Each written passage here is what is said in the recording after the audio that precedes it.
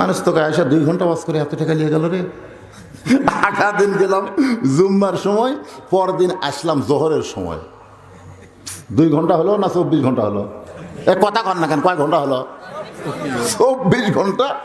খালি আপনারা এসে টেজের হিসাব করবেন না, যাওয়া আসা, মাঝে মাঝে ট্রাক যখন আমার গাড়ি ভর্তি তুলবে আসবে,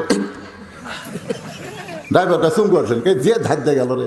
এই যে বাড়ির থেকে মাহফিল পর্যন্ত আসতে কমপক্ষে 50 বার চমকাছি, সে চমকার দাম দেবেন না? খালি ঘড়ি দেখে হুজুর হুজুর কতক্ষণ করলো রে, কতক্ষণ করলো। এক মুরিদ গিয়ে বলতে তো হুজুর সতর্ক করে দিছে, আমি একটু আগাম জানবার চাই। আগাম মানে কোনো কিছু হওয়ার আগেই যেন আমি জানবার পারি, এরকম কিছু এলেম আছে। তো পীর সাহেবের একটা শিক্ষা দিছে, আমি বাড়িতে এসে আমল করার পরে জানবার পাই 2 দিন পর আর একটা মুরগি মরবি।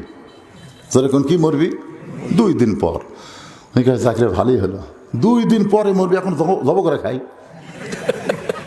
2 দিন পরে মরবি তো এর নাম হলো আগাম জানা, আগে জব করছে। কিছুদিন পর দেখে ওর একটা ছাগল মরবি, কিছুদিন পর দেখে 2 দিন পর একটা ছাগল মরবি, ওই একটা ছাগল ওর কাছে বিক্রি করছে, যা বিপদের থেকে বাঁচলাম। কিছুদিন পরে দেখে ওর একটা গরু মরবি, যেরকম কি মরবি 3 দিন পর, ওটাও বেচা খাচ্ছে। কিছুদিন পরে দেখে ওর একটাই মাত্র ছেলে, একটাই মাত্র কলজার টুকরা, ওই 4 দিন পর মরবি। তখন কে রে মুরগি মরার খবর জানিয়ে যাব কর্ণ, ছাগল বেচা খানো, গরু বেচা খানো, এটার কি হবে? দৌড় হুজুরের কাছে, হুজুর কি রে আগাম জানা। আলহামদুলিল্লাহ ভালো তো, 7 দিন পর বেটা মরবি। তোর বেটা মরতো না, তোর বেটা মরতো না যদি মুরগি তুই জব না করতি, কারণ তোর উপর যে বিপদ আইছিল ওই বিপদ আল্লাহ মুরগির উপর দিয়ে দিবি।